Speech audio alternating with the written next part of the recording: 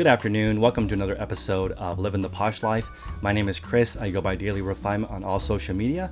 Feel free to reach out to me at chris@dailyrefinement.com. Thank you for joining me. We're going to go over the 5 things I think you should consider before you open a Poshmark closet. And these are things coming from the perspective of a full-time seller. I do earn over $1,000 a week profit on Poshmark, which I consider a full-time income. And this podcast is about Poshmark strategies and tutorials as I build my dream closet, which is around 7,500 active items. I love Poshmark. I think it's really cool, and it's part of my overall e-commerce strategy. And I wanted to share my progress with you guys. So I am on day 142. I've been doing this for a little over 4 months. I just crossed over the $40,000 mark in sales and 1,000 sales. It takes me about a day to ship 1.0, and I have an average rating of 4.9. So always room for improvement. I'm trying to get to the 5.0 and the 0.9 mark. So same day shipping and essentially a perfect rating. It rounds up to 5. So I'm working on that, getting to that point. But today I want to go over 5 things I think you need to have before you start a closet. The first thing is an inventory system. So I use clothing clips. You can use little binder clips. There's a lot of different strategies. I have a bin system. So in my garage, I have 500 bins. And in each bin, I can store 15 items. So that's 7,500 items is the capacity of the space that I am in currently. That's what I'm trying to maximize before I move into a commercial space. That's the idea behind me. But you need an inventory system because as you grow, you don't want to misplace items because it's going to hurt your shipping time. It's going to make your rating go down. You need to make sure you know where all of your items are. A simple clothing system where you may have the bin and the item in the bin, or you may just have shelves. However you do it, I have about 10 different inventory systems that I'll go over with you guys in a different episode to give you guys options of creating one that you know and like. But again, it doesn't really matter how you keep track of them as long as you do have a system so you can find items. I recommend some redundancy, meaning like in my photographs, I include where I put the item. So in case I mistag something in the listing, I can still find it if I go back into my photos. I'm building in redundancies or things that happen more than one time double up just to make sure if a mistake happens I can still find the item.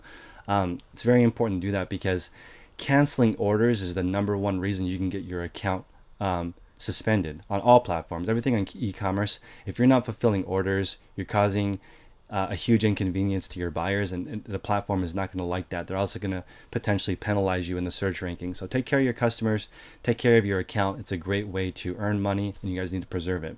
Okay, the second thing is you need to develop a shopping schedule. So if you're thrifting, if you're buying wholesale and you're dedicating 1 hour a day to contacting suppliers, or you have a thrift run of 7 stores, make sure you work that into your week so that you can consistently go. Right now I have a mixture of thrifting. I also do wholesale. I also do closeout. I do liquidation. I do a bunch of different methods to get inventory coming in. That's a big chunk of my week and I schedule it out because it's very, very important to have that built in if you want to consistently get supply. I recommend having 8 to 10 suppliers on deck ready to give you stuff because there's going to be times when one is more dry than the other and you want to always try to maximize your dollar. I look at it as in I want to double my money every 90 days, but however you look at it, I've seen people go for lower margins, higher margins, people who are willing to wait longer, people who want it gone in 30 days. It depends on your model. You have to decide how much stuff you want and continuously improve the stuff that's coming in. Okay, the next thing is your sharing schedule. Now, this is super important, and I'm going to bring this to light. So I have experimented with bots. I know this is very controversial, and it's against the terms of service for Poshmark. So I'm just going to clarify exactly what my procedure was for that. So there are services that you can hire that share for you as a live person. And that's interesting to point out because Poshmark is meant to be used in the United States. The app does not work in different countries as of right now. This is June 2018. So if you log in, let's say in the Philippines or Pakistan, where a lot of virtual assistants are located, they may not be able to share if they log into the app on their device. So what I have done to create that, I've tested those services. I've also tried robots that share your items for you. Now that's against terms of service, and I have now since moved away from that. I wanted to test it to see what it looks like, what the purpose of it is, how the algorithms work, and I no longer use those. But I want to show you guys what I have done instead so that you can model it. And again, I don't have any, for me, I don't care if you use a bot or use a sharing service or use a virtual assistant. However you do it is on you, but just know that if you use a bot, it is against Poshmark terms of use. You're not supposed to use one to automate any of the procedures. Also be careful on bullying and other things that are involved in their terms of service. I've included a link to that in the description below if you want to read the exact terms of the procedure. But just know, I'm going to show you guys how to do it within the terms of use and exactly how I have it set up. So I have a sharing schedule. I have a virtual assistant that shares my closet 1,000 items at a time, 3 times a day. The way I have it set up, it's at 9 a.m., 12 p.m., and 5 p.m. Pacific Standard Time.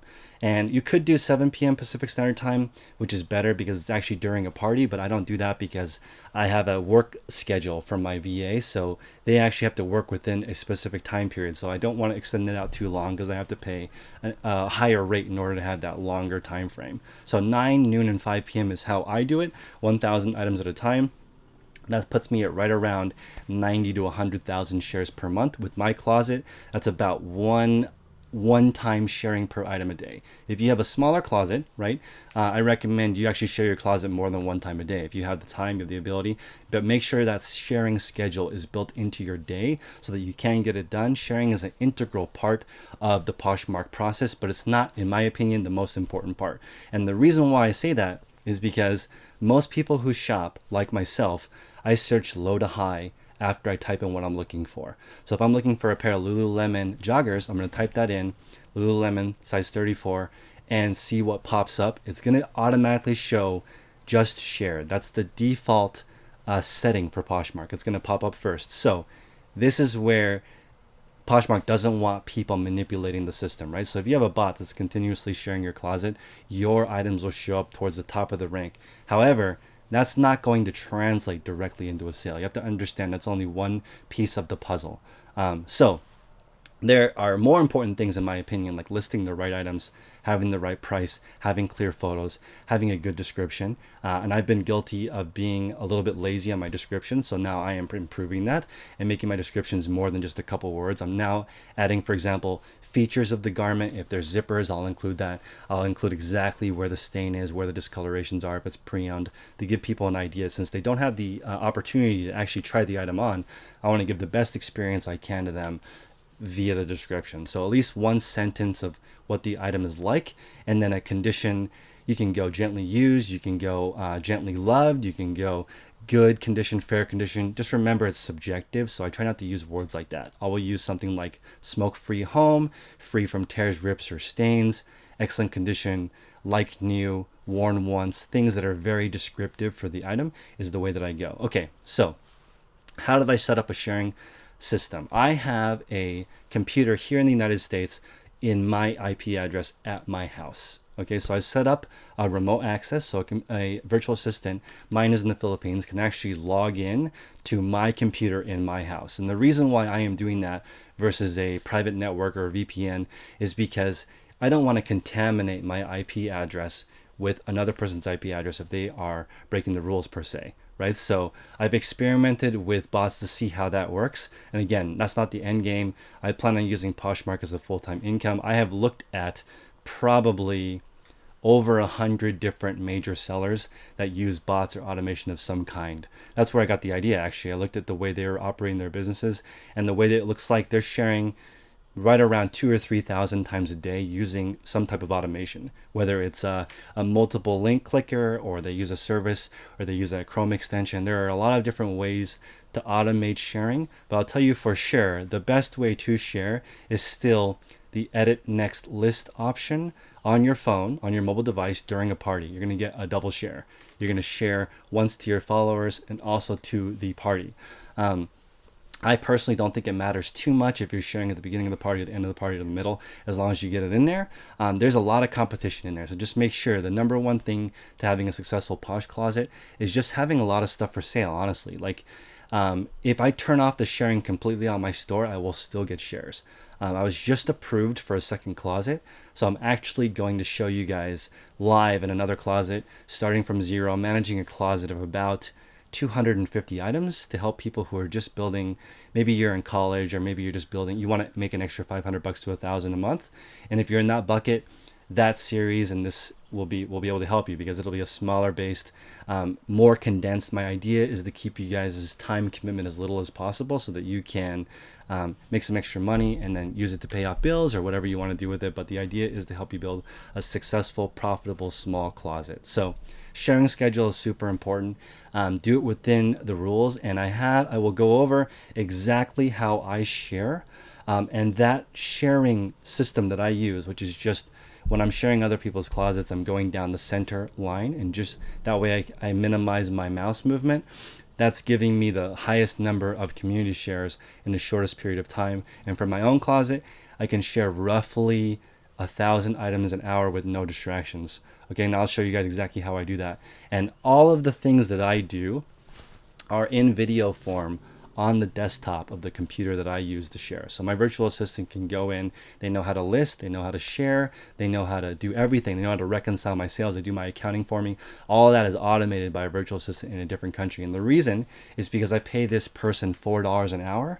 And to give you an idea of the difference in the living situation in the world, for her, $6 an hour is the equivalent of $100,000 in the United States. So I'm paying her $4 an hour, roughly a $60,000 a year income translated into the United States. She is living 100% super comfortably, and she's been working with me on a different project, which is actually trying to cross-list on Mercari.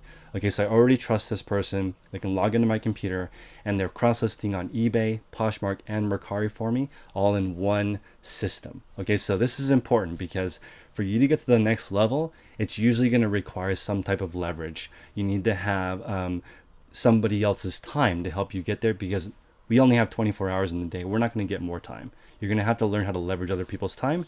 And this is my best tip that I have for any e-commerce thing. It's not related to the 5 things I think you should do, but the number one tip I can give you is to keep your job. Okay, so if you can keep your job, I have a mastermind group. The people in there that have been able to scale to the point where they can quit their job, it takes longer than a year usually. You've got to spend a year or 2 adding inventory into your system so that the amount you have listed is high enough that you can earn an income. So there's been a lot of questions that I'm getting like, hey, how much inventory do I need to make a living?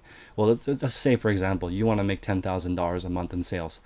If you only have $3,000 listed, you can't have $10,000 in sales because you don't have enough stuff listed.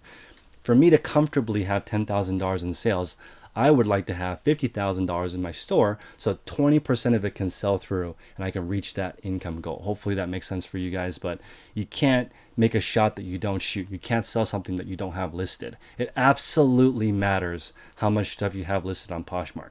If you just think of like thermodynamics, how could you can't sell something that doesn't exist. You have to have it up in order to make the deal, right? It has to be physically there. That's just kind of a weird thing that people have reached out to me and asked me, what size should it be? It just depends on what your goals are, right? So it's very important that you look at how much capital you have, slowly scale. The best advice I can give you is keep your job so that you can leave your money inside your Poshmark closet and let it grow. Okay, the next thing is a listing schedule. So for me, I do have full-time help. So my listing happens 5 days a week. I'm going to change it so that it happens 7 days a week because you have a little bit of a boost in ranking. So the bigger sellers have an advantage because they're posting new items every single day, 7 days a week, 365 days a year. They're getting that slight boost every single time they list something.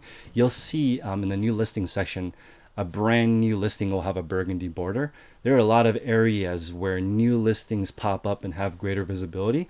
This is why people take down stale listings and then relist the same exact item because they're trying to get that boost again so they can sell that item quicker because it's shown in more places. That would be the reason why people go back and listings and then repost them, right? So if you have a listing schedule set up, it's going to give you a greater chance to actually get it done. I'll ask people like, hey, you're not getting enough listing done. When do you have a schedule in your day? And they'll answer, I don't have a schedule in my day. And it's probably not going to happen. You have to have time to actually list things in your schedule to have it work. So for me, I see the disadvantage from the bigger sellers being able to list 7 days a week. So I need to have 2 VAs because I can't expect someone to work 7 days a week. So I need to split it up basically into 2 part-time people so they can list and share 7 days a week to make this doable, right? You have to have the right listing schedule in order to get the right boost in your ranking. And I'm going to guess that if you have a larger closet, you have a higher likelihood of bundles. Okay, so make sure you have enough stuff in your closet where people can take advantage of one of the best features of Poshmark, which is you can bundle items and pay one shipping cost. That is so critically important. So if you guys just take one thing from this video, it is definitely take advantage of the bundle feature on Poshmark, because it's unique to that platform with their shipping advantage. Which I guess I should take that back. There's other platforms like Mercari that have a shipping discount. But again, on Amazon and eBay, you're not getting a discount if people buy more than one item and it goes in the same package. They're keeping the discount. Okay. And the final thing is a shipping schedule. For me, I recommend that you ship first thing in the morning. So I actually do all of my shipping at night for the most part. It's 90% done. When I wake up, I do 2 mastermind calls in the morning, followed by finishing up packing and putting the labels on my box, and then I'm going straight to the post office. And right now I'm kind of in a dilemma because I don't have commercial pickup yet. It's $22 a day. It's a little bit steep. I'm not quite at the level of my business where I can get the commercial pickup, but also I don't qualify for the residential pickup because there's too many packages going out each day. So I'm in the middle of the limbo. So right now I'm wasting 20 minutes a day driving to the post office and coming back. But that being said, they're scanning right on the spot, and it's helping me with my shipping time. As I try to get this 1.0 shipping time to under 1 so I can get the same day designation, I may actually go to the post office twice a day, just so I can really get into a really timely response, because I think it matters a lot. If people see that you ship the same day, that's very impressive, right? They want their item right away, more than cute packaging, more than a handwritten thank you note. Those are great, and I actually am starting to work on that. I have handwritten notes. I have the thank you cards from Poshmark right here. I also have my own. So I think it's important to brand yourself like that, because you may get repeat customers on this platform, especially if you have a lot of items that are the same size. Okay, so make sure you work on your schedule. This is really important, guys.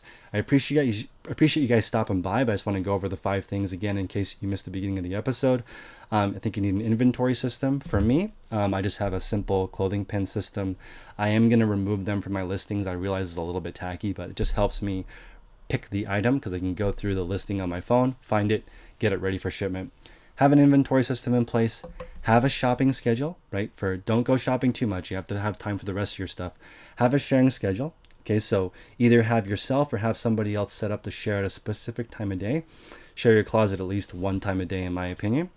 The next thing is having a listing schedule. So you want to have a certain time of the week where you list X amount of items, and really focus during that time, because that's super critical. And then finally, you want to have a shipping schedule.